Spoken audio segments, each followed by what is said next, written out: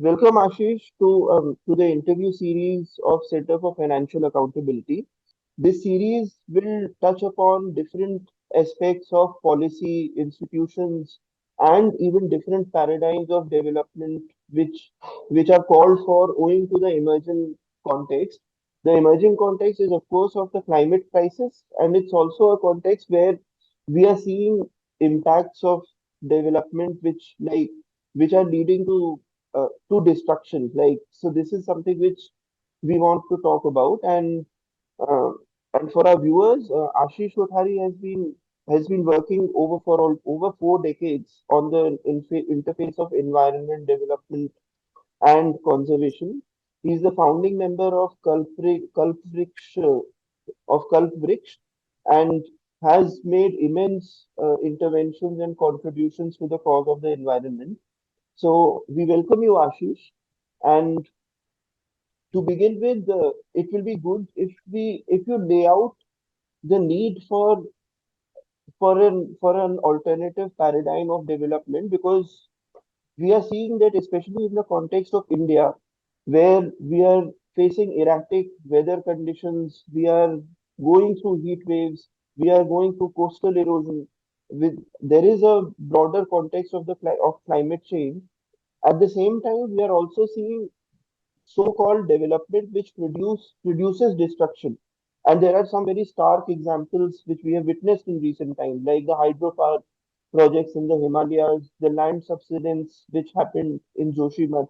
Sure. I think over the last 40, 45 years of work that I've been doing, and of course also work of a lot of colleagues with me and also many before us, it's quite clear that a paradigm of development which is based on infinite economic growth, which is to say infinite growth of the use of materials and the use of energy and so on, is an impossibility on a finite planet. I mean, we have a planet which is where there are limits to how much of the resources can be used, how much of what are the levels of regeneration that are taking place, whether it's to do with water or any other natural resource that we're using.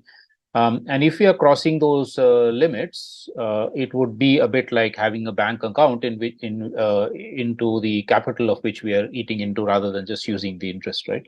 So that's exactly what we've been doing as a species over the last many 2 or 3 centuries, especially with the Industrial Revolution and with the spread of capitalism. And India, like the rest of the world, has taken the same model. It is based on very high levels of very large scale infrastructure growth, very large scale industrialization, both the extraction of nature and natural resources, and then dumping back into nature all the effluents and the waste that we create out of this. Climate crisis is only one symptom of the impossibility of unending growth. There are many other symptoms. Many of our planetary boundaries have been crossed. We are seriously decimating biodiversity, likely to cause the seventh largest extinction in history, and so on. And so what we also need to take into account is the fact that there are some parts of the earth, some populations around the earth, especially the north, or those we call the global north, which includes the rich in countries like India, that have already grown too much, that are consuming way too many resources, way too much energy.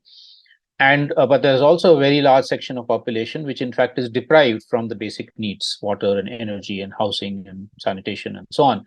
And so in effect, there's also a very close link of unsustainability of this development paradigm with inequality. Because the same paradigm has actually also caused serious levels of and increasing levels of inequality all over the world, including in India. So if you put the two things together, it's not that we can remove poverty and inequality by having the same model of development. That's what's often said. We just keep having high rates of growth and everybody will be moved out of poverty and everybody will develop. Will just end up in more and more similar situations, especially also keeping in mind that the more this process of development destroys natural landscapes and natural ecosystems and natural resources, the worse are those affected who are most directly dependent on nature and natural resources for their livelihoods, for their survival, for their cultures, for everything. And I'm talking about something like 60% of India's population, for instance, who is into farming or fisheries or forestry or pastoralism or crafts based on natural resources. And so there is a direct relationship also, therefore, between the destruction of the environment and the destruction of livelihoods and the non-creation of adequate alternatives for those whose livelihoods are being destroyed. So all of this is a crucial reason for why we need to fundamentally rethink our models of development. And some of us actually say that if you go into the history of what development, the word itself and the concept over the last few decades, especially since World War II, post-World War II, according to us, in the notion of development itself, which is to open up and more and more and more, there is unsustainability. So therefore, we're saying not just alternative development, but alternatives to development, especially development that is economic growth based. Probably there is a need to think beyond development and not think in terms of development. So is that is something which I would request you uh, to sketch to sketch a picture of how that kind of imagination would look like, and probably if you can also say something about how some of these notions came into how you started thinking about these notions also. Yeah, so I mean, again, the kind of experiences that I and colleagues have had across India and some other parts of the world, what we see is that responses to the destructive nature of this model of development and all the sort of structural forces that underlie it, including capitalism and state domination, patriarchy, racism, etc., in India, casteism, that the responses, the ground level, community level responses to that are of two kinds. One is resistance. People are saying enough is enough. We don't want this. It could be resistance to individual projects like mining and big dams and so on, where people don't want to lose their lands and their homes and their livelihoods. But it is also resistance to the larger structures which underlie this model of development, right? So basically, even challenging the the notion that the national government, for instance, should have the power to decide what should happen to the lives of my community, for instance, right? So in that sense, we're seeing resistance as a very, very important part of the response, the people's response to this model of development. But we're also seeing constructive alternatives, because we also know that in the same communities, people do want development in whatever way they're thinking, and everybody's been brainwashed into thinking that we all have to head in the direction of United States of America and Europe, right? So there has to also be simultaneous to resistance, there also has to be the creation of constructive alternatives where people's needs and aspirations are met without causing the kind of problems that this model has caused.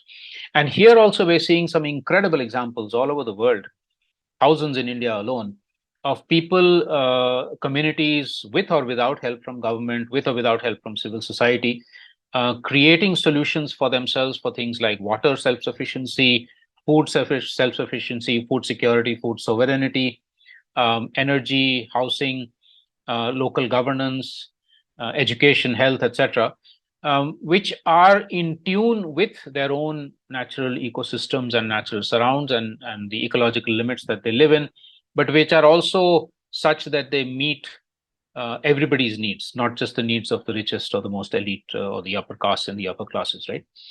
So it is actually over the last 2 decades or more, looking at understanding, working with, being involved with some of these sorts of initiatives in many parts of India, that I and others kind of started thinking that, okay, what are the frameworks of an alternative that are emerging, alternatives to development, as I said. There were two or three things we realized very important. One, there isn't any single solution. We're not talking about this model of neoliberal development being replaced by another model, but we're talking about a multiplicity of solutions and approaches. So what we call a pluriverse, right? Second, that wherever the solutions start from, it has to be at some point or the other, it has to be that local collective that takes control and takes it forward. That could be a village community, it could be an urban neighborhood, it could be an collection of civil society organizations or whatever. So people are the ones who are actually driving that forward, which means that we're talking about an alternative that is not based on power with the nation state, or power with private corporations. It is power on the ground of the real democracy, as we say, right? Democracy is about democracy, mean power of the people, not power of bureaucrats and politicians. And that's what people are claiming on the ground. You take, for instance, 90 villages in central India that have declared a Mahagram Sabha, where they say that in our villages, we are the government. All decisions will be taken through us. But in the same area, or in say the Dalit movements for food sovereignty in Telangana, or the women's movement up in Munsiari called Mati Sangathan, or many others, they're also challenging the community from inside. They're not just saying we want to have much more equal relations with the state and so on, but also that internally men and women need to have equality. There needs to be, we need to get rid of casteism. We need to get rid of ableism, as it's called, the marginalization of the so-called disabled, etc. So, in that sense, there are multiple struggles that we see on the ground towards more sustainability with the earth and more equality within ourselves and with other communities and with the state. So this is very important. Another crucial element here is um, Adivasis, for instance, especially, but also more and more other communities, insisting or reasserting the fact that we are part of nature. We're not separate from. We've had 300-400 years of Western modernity telling us that human beings are separate. For some reason, human beings are a unique species. We have intelligence, we have self-consciousness, etc. Whereas what these communities are saying, from ancient indigenous peoples to newer movements everywhere, that no, we are a part of nature, and we are not a pyramid of life where human beings are on top, and so therefore, we have the moral right to rule the earth, but we are a circle of life, which means that all species are equal. All species should have the same respect as we want for ourselves, and should have rights like human rights, also the rights of the rest of nature. So you bring these sorts of 4 or 5 elements together in a process in India, Vikalp Sangam, which I can describe in a minute. We've come up with something called the flower of transformation, which has these 5 spheres of life, where the political, the ecological, the economic, the social, the cultural, and all of them intersecting with each other to think of more holistic transformations that are happening on the ground. Now, having understood, worked with, seen, and heard the articulations of these sorts of initiatives all over the country and some in the other parts of the world, we started talking about something called eco Swaraj. Now, we know the notion of Swaraj is very old in India. It's maybe 1,000 years old or more older. And then Mahatma Gandhi brought it back in popular usage during the independence struggle. But it wasn't just about India's independence from British colonial rule. It was much more, much deeper than that. And in that sense, a very deep form of democracy, if one can say. It is actually the concept that we all have the power to take decisions, wherever we're born with that. It is our right, it's a birthright. But as we take those decisions in collectives, we do it equitably. We do it with the responsibility that whatever decisions we take do not undermine somebody else's well-being or somebody else's happiness. And beyond that, also not undermine the rest of nature. So it cannot be at the cost of other species. So therefore, we've just added eco in front of Swaraj and said it's eco Swaraj, or what I've also called radical ecological democracy. Radical democracy meaning Swaraj in that sense, rule by people, but also the ecological element very squarely brought into it. So that's what's emerging for us as a kind of an alternative series of alternative frameworks for development. And we have similar notions all over the world. Old ones like Buen Vivir, Ubuntu, Sumak Kause, Sentipensar, etc. from other parts of the world, or relatively newer ones like degrowth and ecofeminism from within industrialized societies, the counter trends within these capitalist industrialized societies. You cited a lot of examples, but we also see that there is a consumption drive, or as something which you put, that the ideology of development has taken hold. That's very much there. So in this scenario, how do you imagine the role of, say, civil society and or community organizations? Do you see them in a very pedagogical role, or how do they proceed? Because it seems that there is a need to disseminate certain different kinds of understandings, which are of course part of certain communities, but are still not part of uh, how the masses think. Right. So I think, if you can think of, let's take one example. Let's take food as an example, right? So we have maybe four approaches to how we can handle the issue of adequate food for everybody. The first one is the what is called obviously the destructive method, which is the green revolution. You create a lot of food with artificial inputs in one place and then spread it all over the country through PDS or other systems, right? The second one, which is now kind of becoming much more coming more in vogue because of climate crisis and all, is what climate smart agriculture technology, very sort of sophisticated technology based agricultural systems, including now artificial intelligence or digital intelligence, etc. That's kind of very recent and coming in, but both the first and the second have this very crucial problem of not just the ecological issues, but also that they're controlled by either governments or corporations or the two together. There's no control that is possible by farmers themselves, let's say, or consumers themselves. The third approach is that we demand the welfare, that the welfare state provide adequate food to those who don't have food, right? So the right to food, the Food Security Act, the Right to Food campaign, and then the Food Security Act actually provides that framework that if somebody is not having adequate food, it is the state's responsibility to make sure that that family, that person gets adequate food. And in the short run period, I think this third approach is important because immediately we can't jump to a situation which is the fourth one, which I'll talk about in a second. So we need that as a transitionary phase. NGOs that are stuck in the first two, or civil society that's stuck in the first two, or even farmers sometimes that are stuck in the first two, I think are still pursuing a very problematic pathway, which is not sustainable. The civil society, which is pursuing the third one, I think has its ideas right, but it needs to then say that this is a short-term measure. The long-term measure is moving towards food sovereignty by communities, which is to say, especially those who are food producing or farming communities or pastoral fisheries, forestry, etc., should be able to have full control over the food system, over the seeds, over their knowledge, over land, water, etc., whatever is needed for the production of food.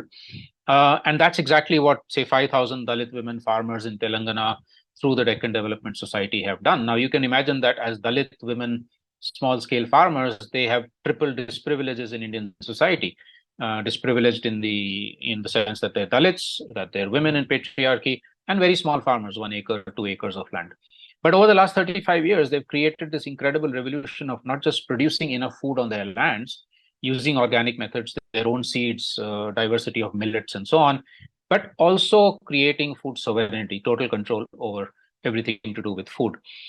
So that is the fourth approach. Now, in that fourth approach, of course, we know that everybody can't grow their own food. You and I probably don't grow our own food, right? So then you also have to bring in the rights of consumers, to be able to link directly with producers rather than through middlemen and so on, and be able to create systems which will outlast even crises. Now, when the COVID pandemic hit, we have some case studies on this, that where there were localized food systems where the producer and the consumers had relationships, for instance, a farming community outside Bangalore and consumers in Bangalore itself, were able to survive much better in the COVID pandemic, including through the lockdown, than others where food dependence was from farmers very far away, or farmers were dependent on their livelihoods for selling in faraway markets, right? So this localization and this local control over food systems is the fourth approach. And to my mind, we need, therefore, a Food Sovereignty Act, and eventually moving towards the relative independence of farmers and consumers from the government and from corporations. So that is, I think, the kind of scenario that we're looking at. And we can say the same thing with education, with livelihoods, with health, with mobility. Okay, let's take another thing, let's say something like roads. Everybody wants roads. All villages want a road, and in each village, every household wants a road right to its doorstep, because that's the demand that all city dwellers, people like us, have been making. So villagers saying, well, then why not we also? But we know that that's unsustainable. You cannot possibly have, especially in fragile areas like the Himalaya or other hilly areas or coastal areas, you cannot possibly have big roads going, everywhere. What we therefore are saying, we need mobility. Now, what has happened over the last few decades is that a need, say mobility, has got transformed into saying we need roads, or in cities we need private cars. Now, can we solve the problem of, or the issue of mobility in two ways? One, how much mobility is really needed? Right now, with the globalized economy, we need huge amounts of mobility. Things have to move back and forth. People have to move back and forth. The viruses also move back and forth with all of this. Um, can we create systems? If the more we localize the economic system, the less we need mobility, at least for things like livelihoods or for our basic needs, right? But there is still a need for mobility. How much can we increase, for instance, things like public transportation to relevant spaces and not private cars, which would significantly reduce the need for, say, newer and newer roads? Um, how much can we think of, instead of this mad thing that I don't want to travel 4 hours to Mumbai from Pune, I would like to do it in 3 hours, so let's make an expressway cutting through the Western Ghats. Rather than that, actually think of this and say, what is the problem if I spend 4 hours or 4.5 hours? Is it going to destroy, my livelihood in some way? So also, this whole notion of progress is faster and faster and faster, bigger and bigger and bigger. And a lot of the unsustainability we're talking about is actually built into this. So boil down what we are demanding into our basic needs, which is food, which is some levels of mobility, which is learning, etc. And you find that in fact there are viable, valid, tested alternatives on all of these sorts of things. So that's what I would say. And so then we talk about consumption. Now, why are we over consuming? People like us, right? The rich across the world are over consuming. Many reasons. One is because we can. We have the power to be able to take resources from anywhere and dump our wastes anywhere. But secondly, also because through all of our education system and all of our advertising and all the social media and everything, we're constantly being bombarded with saying that this is your need. This is not a luxury. Of course, you need to buy this. Of course, you need a 60-inch color television set. Why do you only have a 30-inch one? Of course, you need the iPhone 14. Why do you only have iPhone 13? I don't know what the latest model is. So this creation of needs, um, a constant thing. This is how capitalism stays alive. Is something that also has to be challenged and tackled if we want to challenge consumption, and also the power of communities to say no to us. If I'm demanding marble for my house, I want marble in my house, but it's going to come from mining somewhere in Rajasthan, which is destroying a community or destroying the wildlife and the forest there. That place should have the power to say, no, we don't want your consumption pattern to destroy our ecosystem and our livelihoods.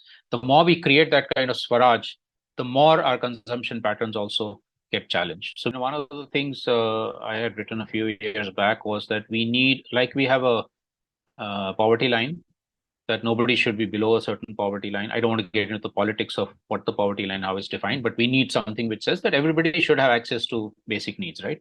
Similarly, we need an upper consumption line, which is determined not by government but by society, where I where each one of us, through peer pressure and through social, through messaging and education and all of that, we actually, it is shameful for us to consume more than what we should be consuming. I remember even just 2 generations back when I was in school, um, it used to be shameful for us to use a pencil which has not gone down to that size before throwing it. Now we have a throwaway culture. You can throw away anything and buy a new one, right? Um, and it is actually shameful. If I was to now use a pencil to this, people will say, "Kya paisa nahi hai tere paas? You don't have money to buy a new one, or what? Why are you using?" So in 2 generations or 3 generations, it's flipped around. We can flip it back to say that no, actually consuming less is higher status. It is the thing to do. It's cool. It's cool to cycle and not use your four-wheeler or two-wheeler all the time. So that is the kind of transformation we need, and I see no reason why we can't make that happen. So one question, like you did address some of this, of course, by citing certain examples, but in especially in a South Asian context where communities and identities have been denied precisely the kind of basic needs which you are talking about, But so this is a, so in this kind of a setup, how does one talk about an alternative consumption, like a consumption limit kind of thing? Because and how will it not, like there can be, of course, like people may argue that this is something which is denying certain kinds of privileges which a limited section has already enjoyed, and a huge section has is not being allowed uh, to have the same kind of lifestyle. Yeah, so that's why we need both of these things. We need that bottom line where we say that nobody should be denied the basic needs. We can define what the basic needs are. And of course, it's not just basic material needs. The basic needs would also be things like good opportunities for learning, for health, for voice in decision making, etc. So apart from water, energy, food, etc., etc. So nobody should be deprived that. And if there are methods by which those can be self-generated by communities or provided to communities, that has to be part of the solution. But simultaneously, we're also saying an upper consumption line for the rich, for those who are already consuming too much. I didn't talk about an upper consumption line for those who already don't have enough. Right. And so now you put these two things together, you're also then talking about radical redistribution. So right now, for let's take energy. Our government is, tom-tomming the fact that it has the world's largest renewable energy program, right? At the same time, it's expanding its coal production and nuclear and things like that. So it's clearly on an unsustainable path. But the way to solve this is not simply to say that we will have 50% renewable of our energy mix will be renewable energy by 2030 or whatever it is that Prime Minister Modi has said. The way to say it is that yes, we will move more and more towards renewable, we'll reduce our fossil fuels, but two things. One, the renewable itself needs to be under democratic control, which means decentralized renewable would be the best options where communities are in control of it. They can also learn the technologies, etc.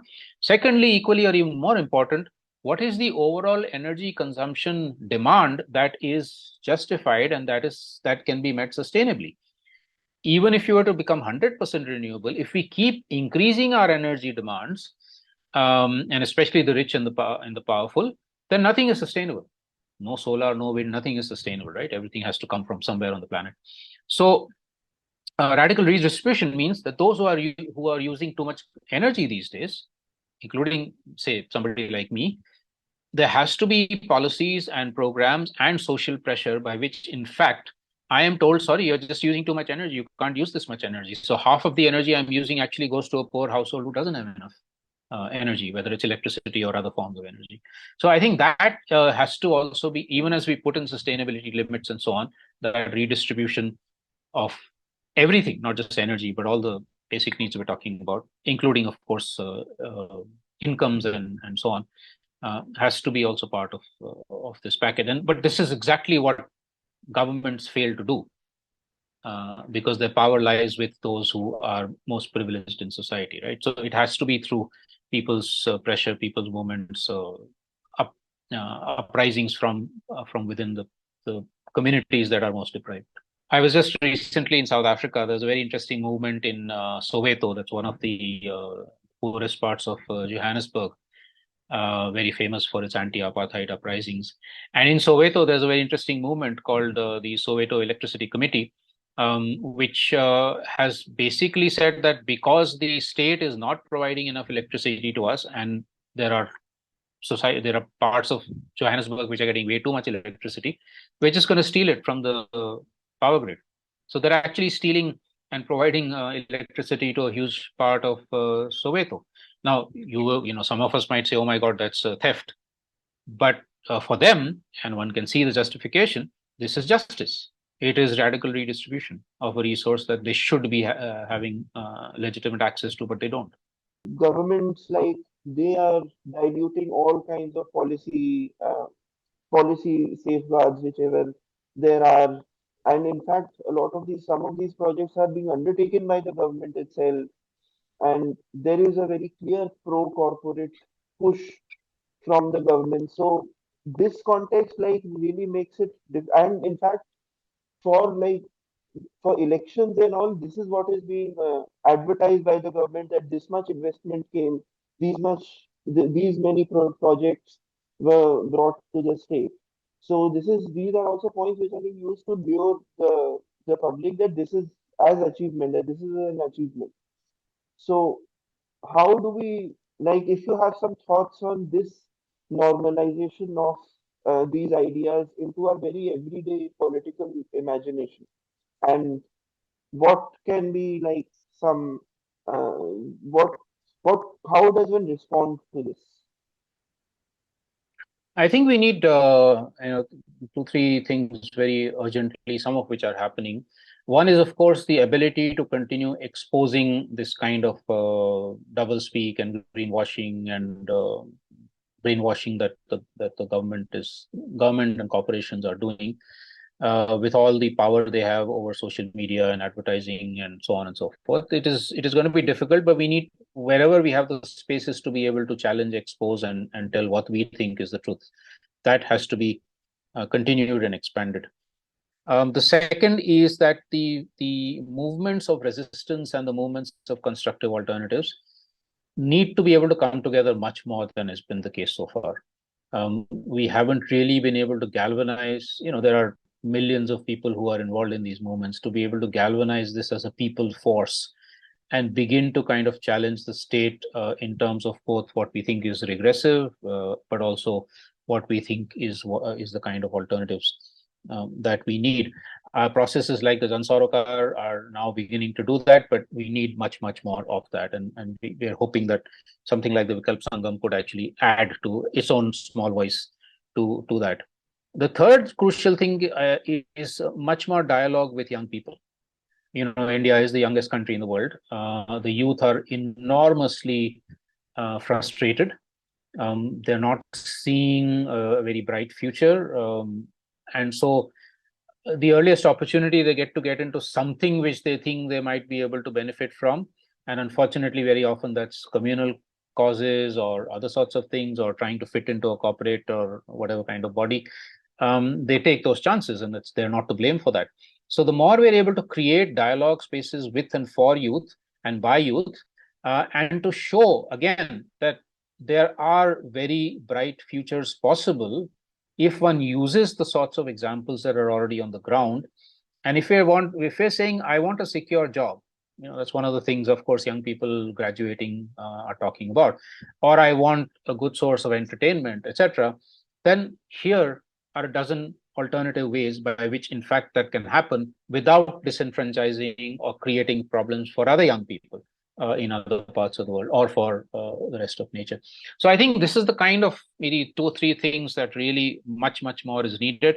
And also to be able to talk, by youth, I mean not just people in high school, college, and beyond, but also very young kids, at that level, at that scale. And we have some fantastic examples that where they are given that kind of exposure, where they're taken out into a forest or on a coastal area, where they're taken to a people's movement, they actually begin to think of things very differently from otherwise the propaganda that they're told in school and or whatever they're learning in their families. So I think these are three, four things that are very, very important, all difficult, all time consuming, um, none of which are automatic answers to the problems we face, but I think all necessary if we really have to have hope in creating a much more just future. Thanks a lot, Ashish, for joining us and sharing your thoughts with us. And we are really grateful because this will be immensely useful for a lot of people who are looking at this, who are whose politics is probably on. They are able to hit uh, correct political notes, but still there is a distance in imagining an alternative future. So I think what you laid out really gives us ground to a concrete basis to think of alternatives. Thanks a lot for your time and joining us.